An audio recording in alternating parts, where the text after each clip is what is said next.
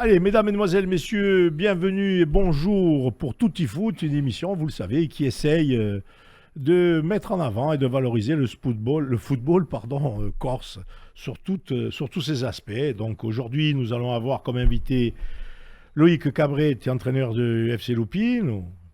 Jean-Baptiste nous développera un peu. Nono Olivier, qui est entraîneur, lui, de la Pieve di Lot. On aura en invité visio Patrick Videra, entraîneur de la l'AS Florian-Agliagne.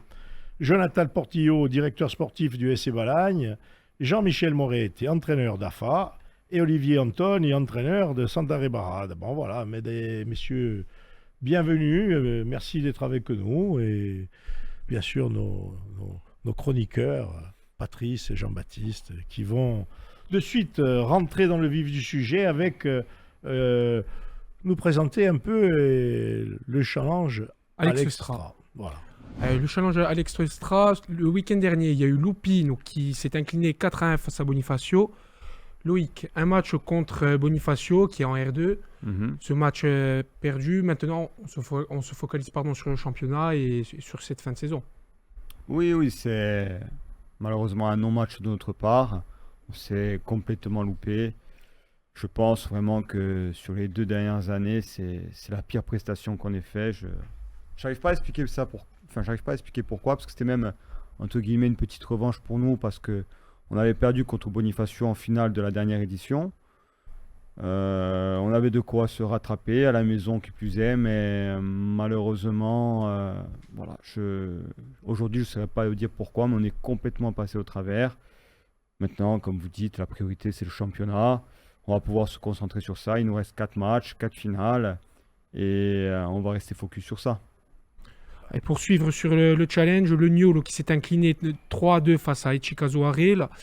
Montigello qui a gagné 3-0 face au GFCBL et Ponteleccia qui s'est incliné 2-0 face à la deuxième réserve du Gallia Luciana. Et les demi-finales du challenge seront le 27 et le 28 avril. Donc tirage au sort, c'est quand? On ne sait pas. Il n'y a pas encore de date définie.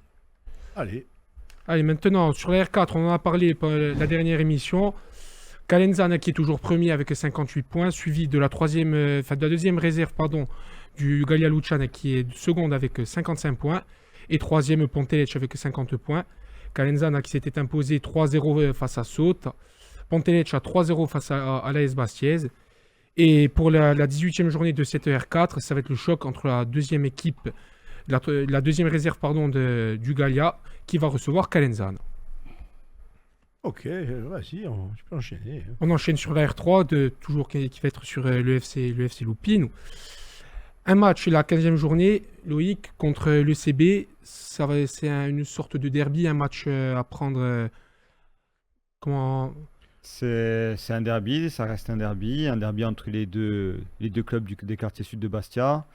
C'est toujours des derbys qui sont très disputés. Ça va être un match important parce que le CB joue sa dernière chance pour la montée. Donc nous, on est dans l'obligation de gagner tous nos matchs pour accéder également. Donc ça va être vraiment, je vous ai dit avant 4 finales, c'est la première finale et c'est une vraie finale pour les deux clubs. Et on va essayer de se préparer au mieux pour rectifier le tir et essayer de garder la dynamique qu'on a en championnat en ce moment, parce on sort d'un autre derby contre le GFCBL qu'on avait gagné de fort belle manière et il faudra réitérer. Justement, Loïc, je voudrais revenir avec toi sur le classement. On le voit, c'est assez serré. Et il y a eu une décision qui a été prise sur le cas du match retour contre Cargès. Oui, donc il y a eu ces incidents à Cargès le 2 ou 4 février. Ça a un petit peu traîné, on a eu 2 mois pour être jugé. Ça a donné un coup à la dynamique aussi du club, parce que c'est des contrariétés, c'est des affaires qu'on ne veut pas voir. Tout le monde est perdant dans l'histoire des deux côtés. Malheureusement, on a eu match perdu, 4 points en moins avec sursis. Je ne commenterai pas, je ne suis pas d'accord, mais je ne commenterai pas plus que ça. Mais au moins, maintenant, on peut passer à autre chose. Et c'est un vrai soulagement, parce qu'honnêtement, personnellement et collectivement, on est sorti essoré de tout ça. Et voilà, depuis cette semaine, c'est bon, on passe à autre chose. Ouais, et ça peut te combler maintenant, une fin de saison. on peut aller de l'avant. Et surtout, on sait quelle est notre place au classement. On sait qu'on a perdu le match par pénalité, on n'a même pas le point du match perdu, mais au moins on sait où on est. Tandis Loïc, que- on peut le rappeler, là, actuellement, vous êtes avec Cabigours avec un match de retard, je dirais pour le haut, même s'il y a aussi Cargès, effectivement. Hein. Mhm. 35 points tous les deux, et que Cargès, GFCBL 36 et Cabigours 37, sachant que GFCBL a déjà joué En fait, 13 matchs. on est un championnat neuf, donc il y a un exempt chaque journée. Nous, on a déjà été exempt. Oui, par rapport à GFCBL, par Saint-Denis. exemple, qui est devant nous, sera exempt la dernière journée. Ils ont un point en moins, un point en plus que nous, mais on peut les rattraper. Après, on est à la lutte. Bon, GFCBL est une super équipe. Cargès est une très très très belle équipe. On est à égalité de points avec eux. Mais on a l'avantage du goal average particulier parce qu'on avait gagné le match aller. Malheureusement, on n'a pas pu jouer le match retour. Et voilà, il y a le CB qui est toujours en embuscade. Le Cap Corse, aujourd'hui, il semble intouchable, même si bon, ça peut aller très vite. Hein. Mais voilà, aujourd'hui, on est surtout à la lutte avec donc GFCBL, Cargès et potentiellement le CB, même si ils peuvent être écartés dès la prochaine journée. Hein. Ah, Et justement, dans cette R3, pour rappeler les prochaines journées, il y a Cargese qui va jouer contre GFCBL. Ça va être aussi un match à suivre pour les premières places en PHB. Et maintenant, on peut passer directement à la PH. Avant de passer, Oui. je rappelle la 15e journée, c'est le dimanche 14 avril. Dimanche c'est 14 ça, hein. avril. Voilà, et les rencontres qui seront entre 12h et 15h. Quoi. Hein. On passe en PHA maintenant, avec vous, Nono. Vous êtes incliné face à Bonifacio 5-0. Il y a le match ce week-end face au Nebu. Ce match, il est important déjà pour le gagner pour s'écarter de cette zone de relégation et se mettre à l'abri et finir le championnat sereinement. Oui, exactement. Ça va être un match très important, que ce soit pour nous et même pour le NEB. Bon, aussi, on compte un match de retard. Ouais. Malgré ça, c'est un match à domicile. Mais c'est une saison qui est quand même difficile parce qu'on est quand même basé en étant honnête, on voulait jouer les premières places parce que le recrutement avait été assez bon. Mais après, c'est toujours compliqué. Hein. Le football, ça devient de plus en plus dur. Et malgré ça, maintenant, il va falloir aller au bout de la saison et ça va être compliqué. Ça va être compliqué même pour le maintien. Un mot, on en parlait tout à l'heure. Dites-nous un mot un peu sur la Piève. Ben, la Piève, moi, je vais finir ma troisième année. Ma troisième année, c'est un club, on reste un club de village, mais comme on disait un peu tout à l'heure, c'est quand même un club qui a pratiquement 400 licenciés. Donc pour un club de village, c'est quand même très important. Et on est sur quelque chose où on s'oriente et on essaie de suivre un club que je trouve qui marche très bien et qui fait du très bon boulot, c'est la Casink. Et donc ça reste lui aussi un club de village, mais on essaie de suivre un peu ce que fait Pascal Paul, parce que je pense que la Casink est en train de grandir et nous on essaie de faire ça de l'autre côté. Mais on reste quand même malgré tout un club de village, avec des nouveaux dirigeants qui sont arrivés cette année. Un changement de président, mais c'est Serge Fiti qui était, quand je suis arrivé à la Piève, qui a fait du très bon travail, qui a passé la main. C'est François Cazel qui a pris la succession en tant que président, avec des dirigeants et Stéphane Domar qui est arrivé et qui font du très bon boulot. Et comme je dis, ça reste malgré tout un petit club de village. Alors, un petit club de village, je me retourne un peu vers Loïc. Comment on voit un peu Loubine? Parce que moi, après, je vous donnerai la sensibilité. Ouais. Moi, ça me fait penser un peu au début d'Igap Radio. On était capté dans le Cap et à Loupine. Donc, c'est pour ça que tous les deux aujourd'hui à côté, vous faites penser à ça. Qu'est-ce qu'on peut dire sur ce club de Loupine? Ah, Loupine, troisième année d'activité. On est un jeune club avec des jeunes dirigeants. Hein. On a la trentaine de moyenne d'âge. Hein. On apprend tous les jours. C'est monté très vite d'un côté, en termes de popularité, même médiatiquement et tout. On pensait pas que ça allait prendre comme ça. À la base, c'est un club d'amis. On faisait les futsal entre nous. On s'est dit, bon, si on se faisait un club entre nous.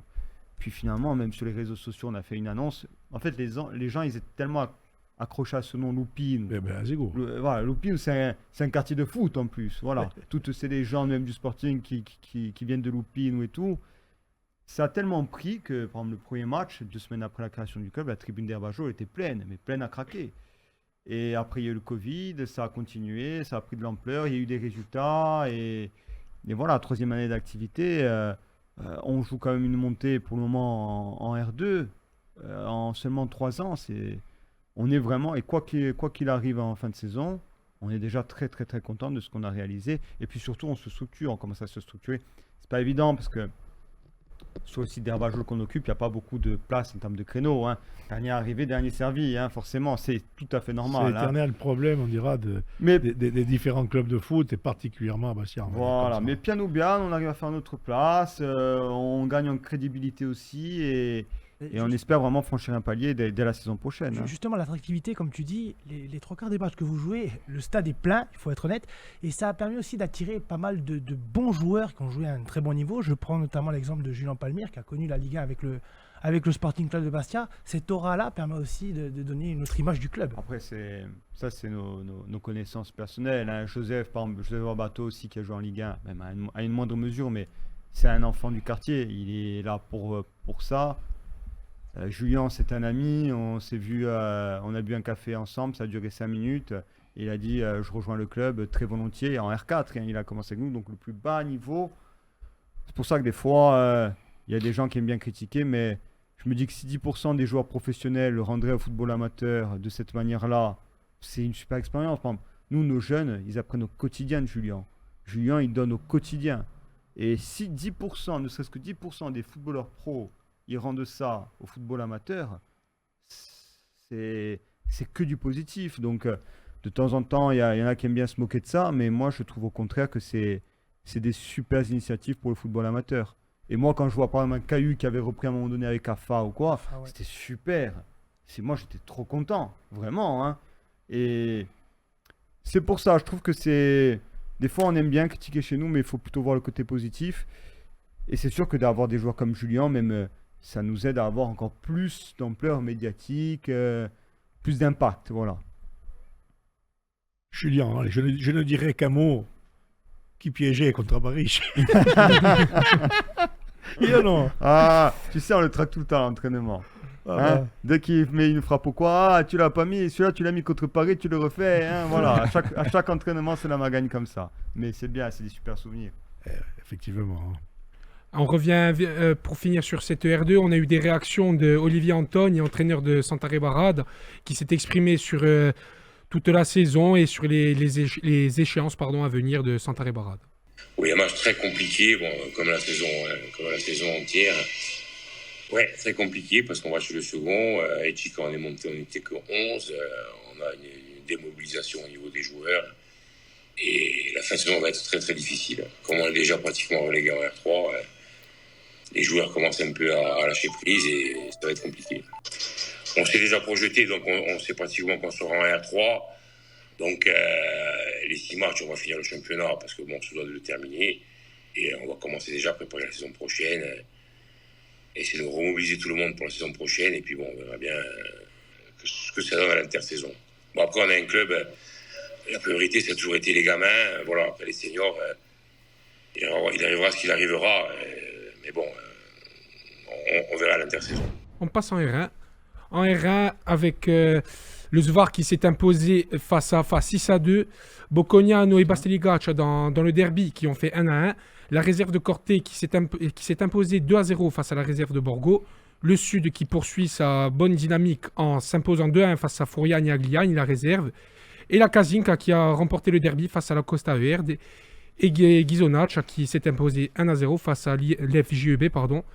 Et justement, pour reparler de ce match entre AFA et le Zvar, Jean-Toussaint Moretti qui s'est exprimé sur ce match et sur la prochaine échéance d'AFA qui va les opposer à Bastelicac. Oui, un match où on est passé complètement à côté, mais je pense qu'avant tout, il faut saluer la très belle prestation de la Zvar, qui pour moi est de loin la plus belle équipe de ce championnat, et leur victoire est vraiment indiscutable à tous les niveaux. Et bon, c'est quand même un match qui s'est très bien déroulé dans un très bon état d'esprit entre les joueurs et entre les deux staffs pour ce qui est annoncé comme un choc entre le second et le troisième. Voilà, il n'y a pas eu de match. Ils étaient très largement supérieurs et il faut les féliciter pour leur prestation. Nous, ben, on a un déplacement à Bastelicac avec l'envie malgré tout de jouer les 4 derniers matchs à fond, de finir le plus haut possible et d'essayer d'accrocher cette deuxième place, chose qui n'est jamais arrivée dans l'histoire du club. Donc on va essayer de marquer un peu l'histoire et de finir second, si on y arrive. Allez, maintenant pour suivre, l'FGB qui va recevoir le Sud, la Kazinka qui va recevoir la réserve de Corté, la réserve de Borgo va recevoir Ghiso Prunelli et le Svar va recevoir la Costa Verde.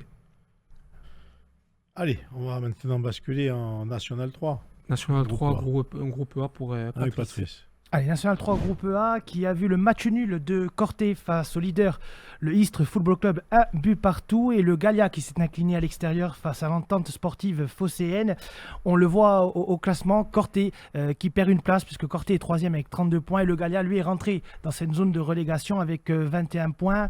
Pour la prochaine journée, Corté lui sera exempt alors que le Gallia lui recevra Agde. Allez, on enchaîne. Allez, pour la Nationale 3, groupe H, le FC Balagne, lui, s'est imposé 4-1 face au derby contre la réserve de l'AC Ajaccio. Le Sporting Club de Bastia, lui, s'est imposé 3-0 face à la réserve de l'US Orléans. On le voit au niveau du classement, le FC Balagne est 2e avec 43 points. 6e, la réserve de l'AC Ajaccio avec 28 points. 8e, le Sporting Club de Bastia qui donne un petit peu d'air dans ce fond de classement avec 23 points. Dans les prochaines rencontres, le FC Balagne, lui, recevra Vitry. La réserve de l'AC Ajaccio recevra Montrouge et le Sporting Club de Bastia se déplacera du côté de Nice. D'ailleurs, on va écouter quelques mots de Jonathan Portillo, le directeur sportif du FC Balagne, qui revient notamment sur la Coupe de Corse et cette rencontre face à l'AC Ajaccio.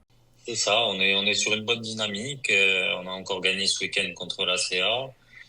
Là, on prépare le match de Vitry avant d'aller justement à Sainte-Geneviève. Donc, pour espérer jouer jusqu'à la fin le titre, et ça passe par une victoire ce week-end et une finale la semaine d'après. Ça va être un match où si on gagne ce week-end et qu'ils gagnent aussi, on va arriver là-bas à 2 points derrière eux. Du coup, même un match nul pour nous sera pas non plus mauvais parce que il restera 3 matchs derrière, donc tout est possible. Maintenant, c'est sûr que si on fait une défaite à Sainte-Geneviève, ça risque d'être compliqué, ça risque d'être terminé pour nous. Oui, vu qu'on l'a gagné l'année dernière, on sait que la Coupe de Corse, les premiers matchs, c'est un peu les matchs, souvent on n'y prête pas trop attention, mais dès qu'on arrive en finale, forcément on y va, on a envie de la gagner. Une belle équipe de Corté, surtout qui finissent très bien le championnat, donc ça peut être vraiment une belle finale. Alors, c'était quelques mots de Jonathan Portillo et voilà, on voit au classement. Pour revenir sur le FC Balagne quand même a le destin entre ses mains parce que après Vitry, ils vont aller à Sainte-Geneviève et c'est pour moi le match qui va conditionner cette fin de Bien évidemment. Oui. cette fin de championnat. Sainte-Geneviève qui est devant avec 2 points de plus. Et donc les points importants, c'est ça, c'est ce qu'on le disait, parce que le FC Balagne, malgré tout, fait un excellent parcours. Et on va noter quand même que dans les 2 autres clubs corses, que sont la CA Ajaccio qui a un peu stabilisé. Le Sporting a eu une bonne réaction, comme tu l'as dit, et il paraît que la prestation était excellente. Était excellente, parce qu'il y a même un doublé de Boumaoui, le joueur qui est rentré, on l'a vu notamment contre Saint-Etienne, qui a marqué un doublé. Et ça fait du bien, je pense, aux hommes de Mika Vandaz et sur cette fin de saison, de pouvoir rebondir après la défaite face à Mennevilliers. Allez, on passe à la Nationale 2, Patrice. Allez, National 2, groupe C, le groupe du FC Borgo, justement, puisque le FC Borgo, en ouverture de cette 21e journée, s'est incliné face au leader de l'US Boulogne, 4 buts à 1. On le voit au classement, le FC Borgo qui recule, puisque le FC Borgo est 13e et avant-dernier de ce classement avec 21 points. Le FC Borgo va recevoir le dernier, la réserve de l'en avant Guingamp, comme l'a dit Sébastien Lombard la semaine dernière ici à Tutti Foot. Il faudra impérativement faire une série pour pouvoir se sauver. Ils ne sont pas forcément détachés, le FC Borgo, mais il faut automatiquement faire une série sur cette fin de saison. Maintenant, National 2, groupe D, le groupe de l'AS Fouriane à Gliane qui continue à faire match nul parce que l'AS Fouriane s'est déplacé du côté de Fény, un but partout. Et on le voit au classement. Bourg-en-Bresse, lui d'ailleurs, qui s'est imposé à l'extérieur 3-1 face à Agno à 38 points. L'AS Fouriane à Gliane, second avec 35 points. Troisième, le FC 93 Bobigny avec 34 points. Quatrième, l'ASC Bischheim qui sera le prochain adversaire à Herbajol pour l'AS Fouriane et à Gliane. Samedi prochain. C'est pas terminé pour les hommes de Patrick Videra et justement on va écouter une réaction de l'entraîneur de cette équipe de l'AS Fournier-Guyane qui revient notamment sur ce match nul à l'extérieur. Ouais, c'est exactement ce que vous avez dit. On a fait un nul, un de plus on va dire, à Fény ce week-end où j'ai l'impression de me répéter souvent. Pas grand chose à leur reprocher, on a manqué encore d'efficacité. Mais voilà, Bourg aujourd'hui a 3 points d'avance. On sait qu'il y a un match important, comme les 4 suivants vont l'être.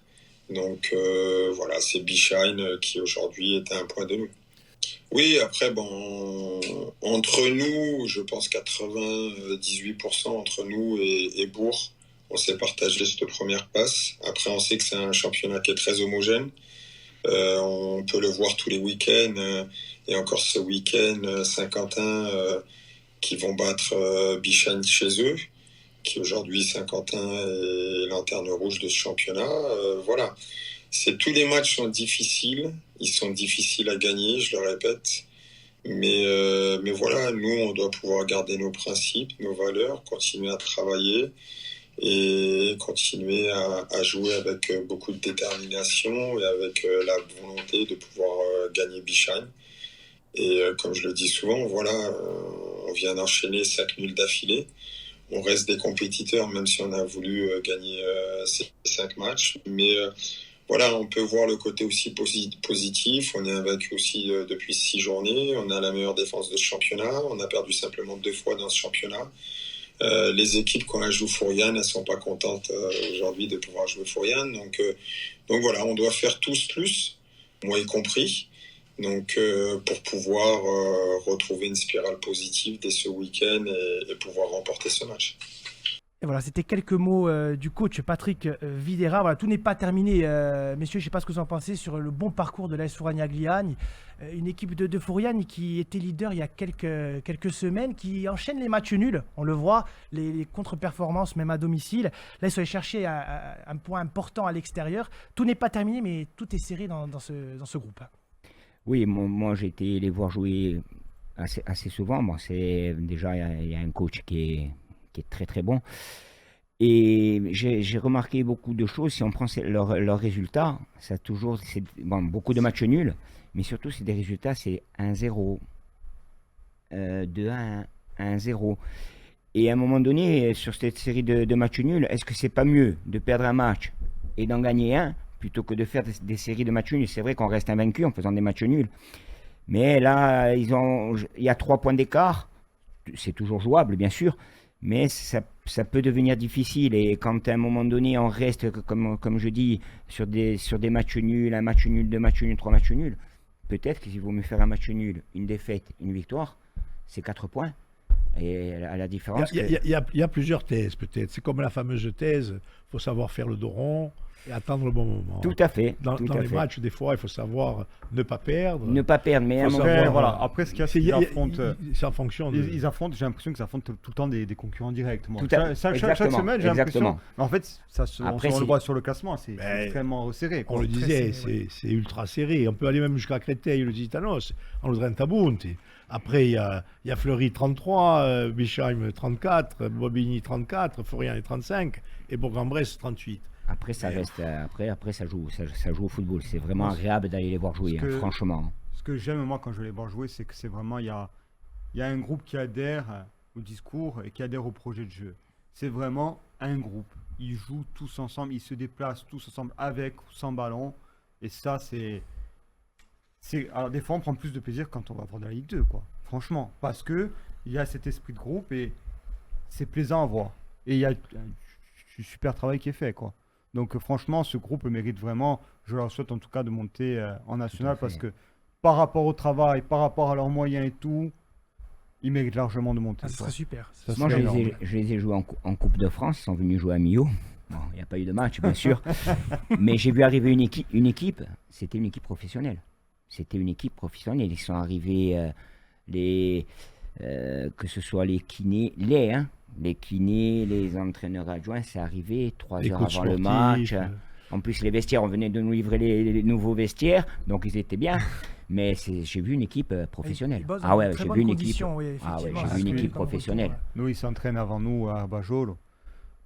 C'est un plaisir à voir, quoi. Les séances qu'ils préparent, l'organisation, c'est l'intensité. C'est vraiment... Tu vois que c'est un groupe de gagnants, quoi, Tout à fait. dans la mentalité.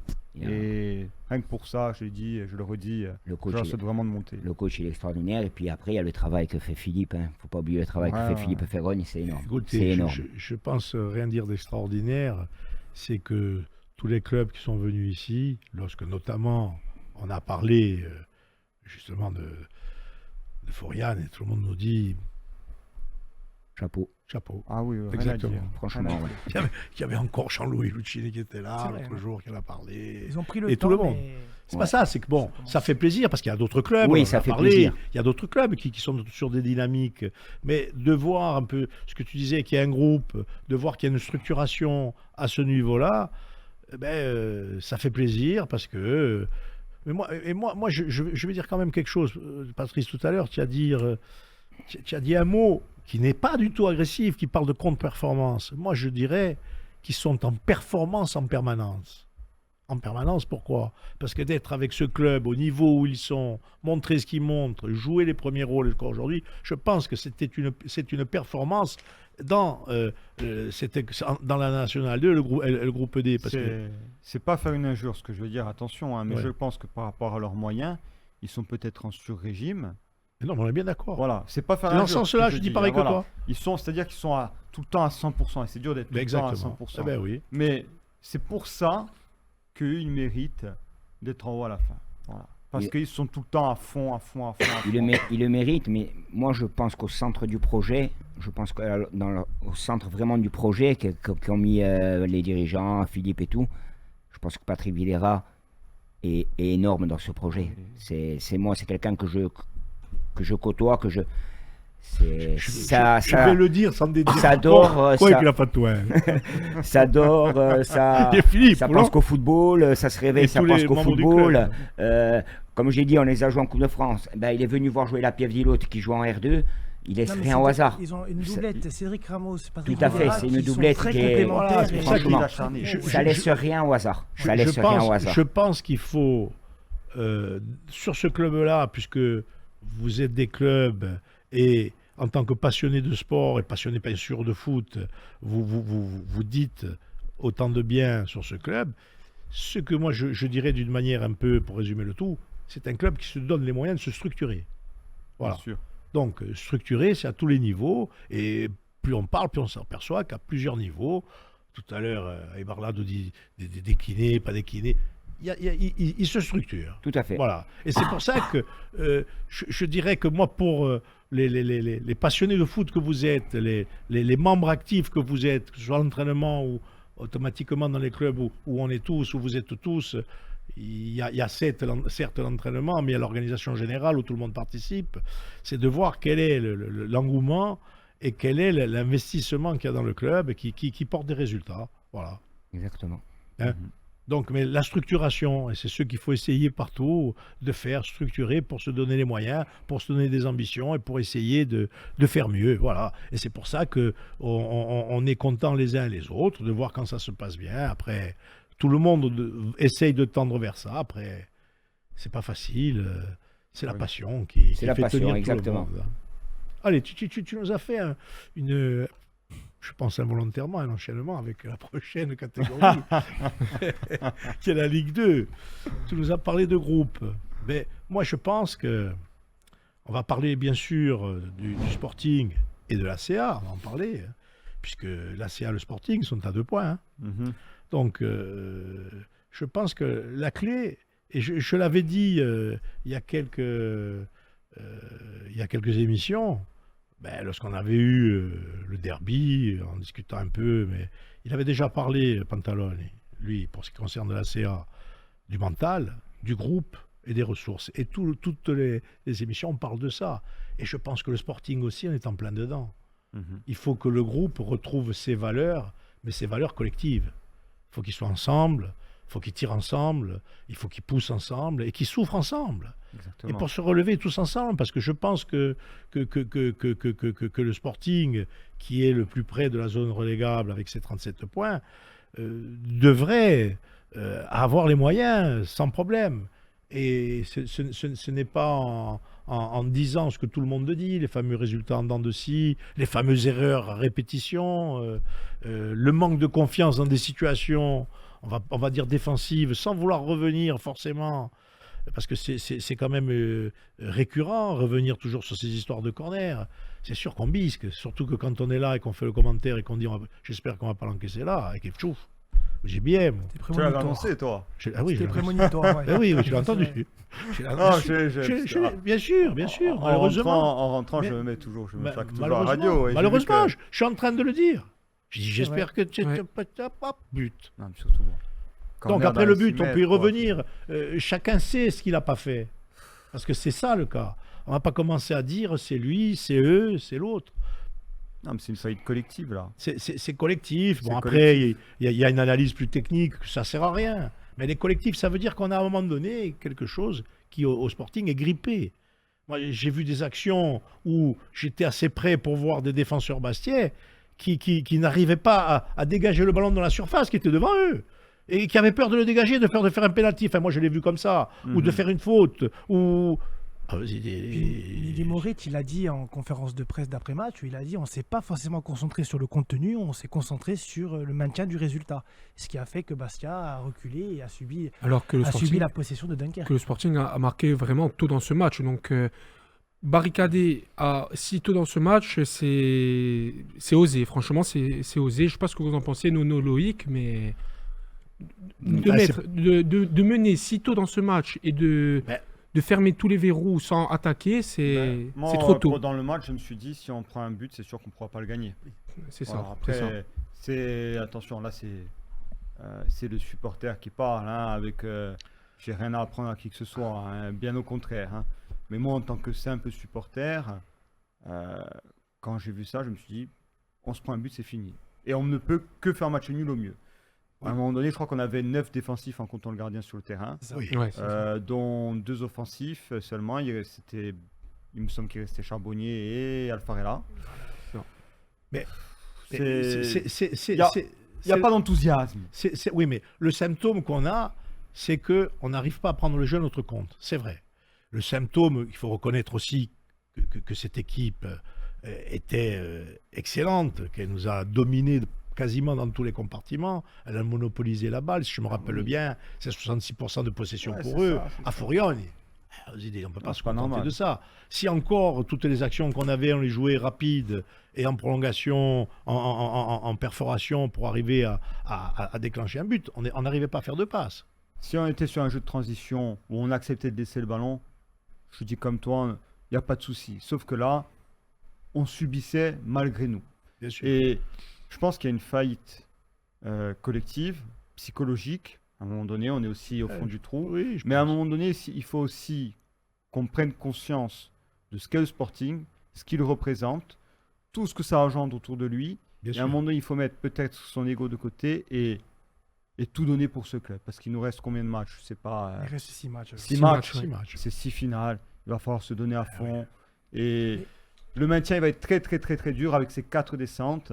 Mais ça passe par un esprit de groupe et de sacrifice, vraiment. Justement, on n'a pas l'impression d'être un peu trop dépendant d'un Facine Conté, parce qu'on a vu que ça avait joué différemment, même Moi- si l'apport de Miguel Alfarella est très bon sur le terrain. Attention, je ne mets pas en doute le rendement de Miguel Alfarella, Non, mais vraiment l'apport Moi- de moi- Facine moi, Conté je change pense une que- vision de match aussi. Fasciné Conté, lorsqu'il est sorti pour blessure, c'est mon avis, il y a Alfaril qui le remplace. C'est 2 joueurs qui ont montré en début de saison qu'ils pouvaient avoir le même profil dans des techniques différentes.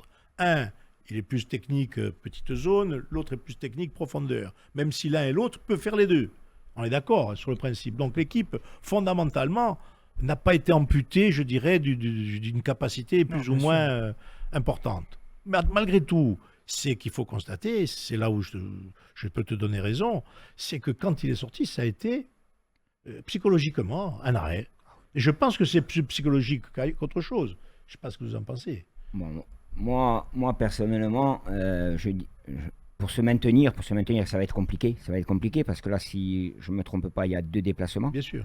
Donc ça va être très compliqué. Donc pour se maintenir, on ne pourra se maintenir qu'à Fouriane. Et à Fouriane, on a perdu beaucoup de valeur, déjà, première des choses. Après, moi je me pose la vraie question qu'il faut se poser, est-ce qu'on a les qualités footballistiques pour se maintenir? Parce qu'à un moment donné, cette question, il faut se la poser. Et moi, quand j'ai pu aller au stade, j'ai remarqué une équipe qui n'arrive pas à faire le jeu, qui ne peut pas garder le ballon, qui n'a pas les moyens de garder le ballon. Il n'y a pas les moyens. Donc à un moment donné, il faut rejouer avec ses valeurs. Les valeurs, c'est qu'on connaît tous. Voilà, exactement. Pistel. Exactement.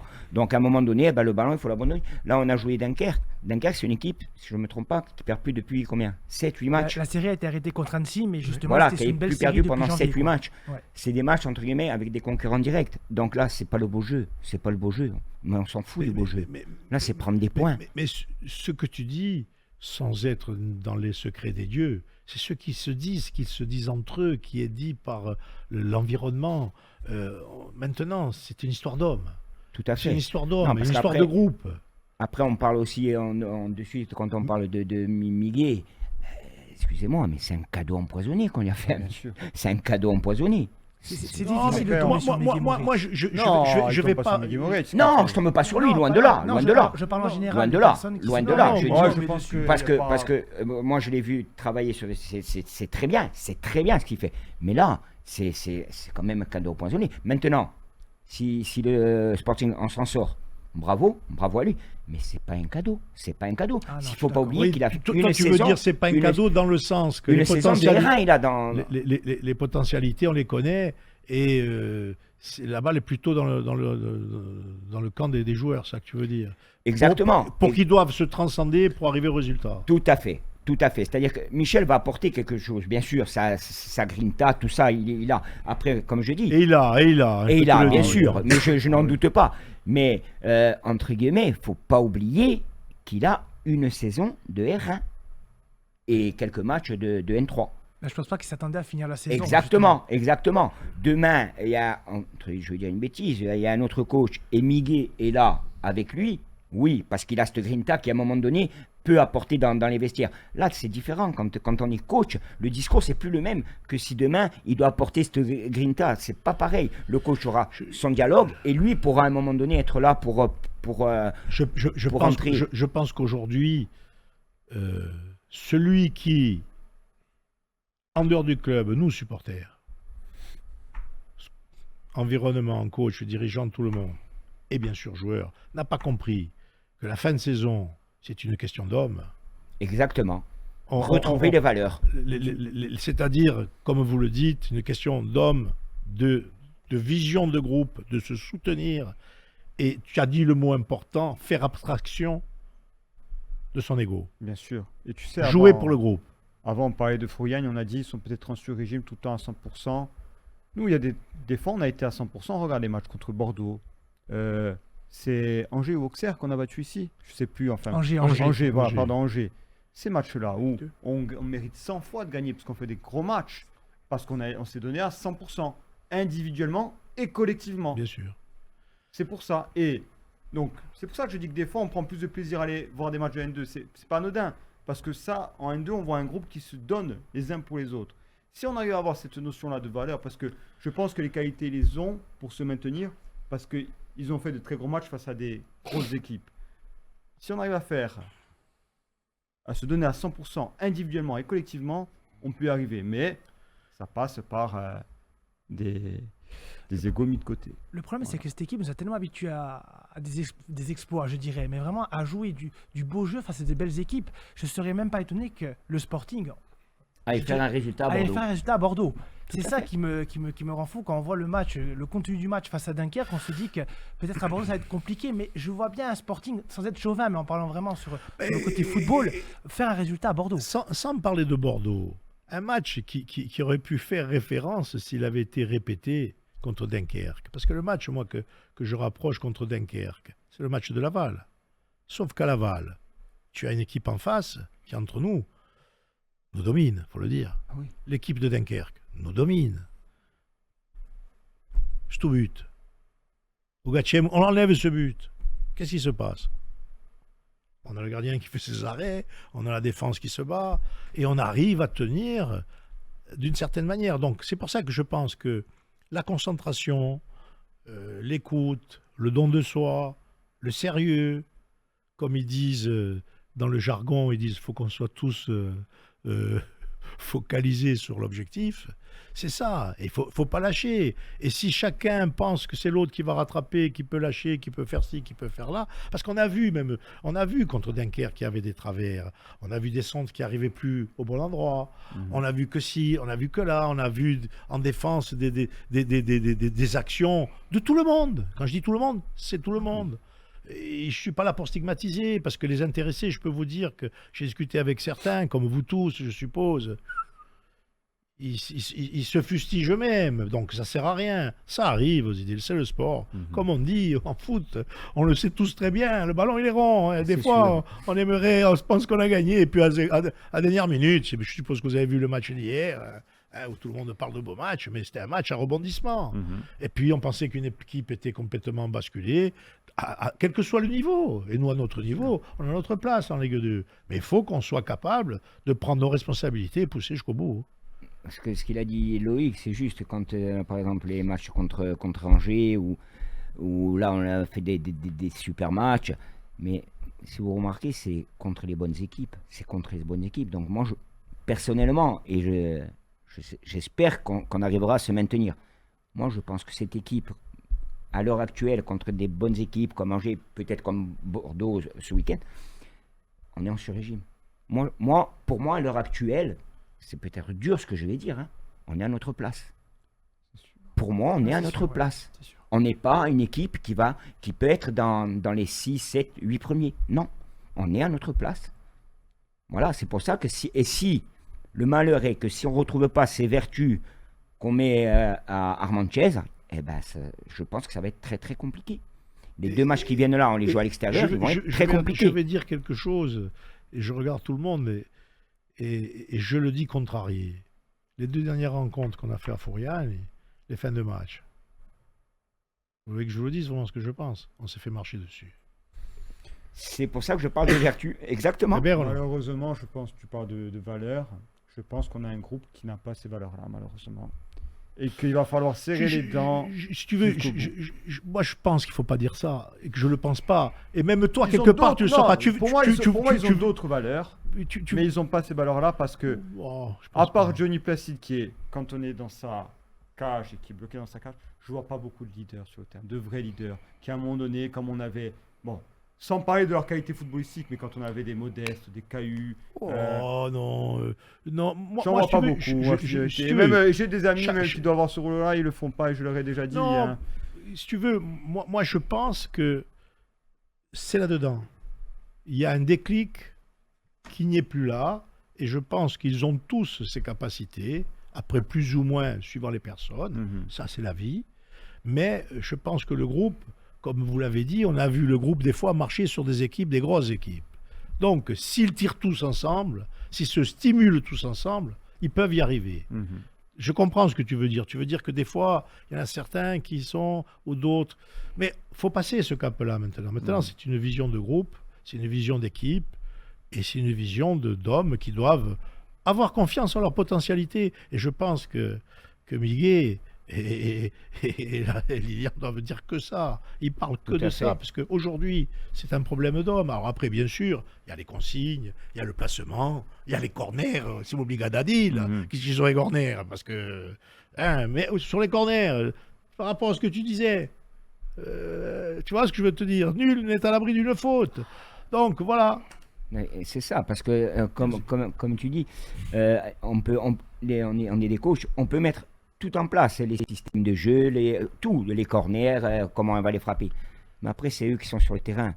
Et après, ça leur appartient. C'est-à-dire que c'est eux qui vont dicter le match. Nous, on est là, les coachs, je parle en général. Donc, Miguel, il est là pour donner ses consignes, ce qu'il attend d'eux. Mais après, c'est à eux, quoi. Voilà, comme tu dis, c'est à eux d'être sur le terrain et de tirer tous vers, dans le même objectif. C'est-à-dire que maintenant, il va falloir aller chercher un maintien. Et le maintien va passer par des matchs et par des résultats à l'extérieur. C'est Allez, obligé. allez, messieurs, merci. On va rappeler le calendrier. La prochaine rencontre, c'est le 13 avril, c'est bien ça. Bastia va à Bordeaux. Et la CA reçoit Saint-Etienne. Donc 2 matchs canons pour les équipes corses.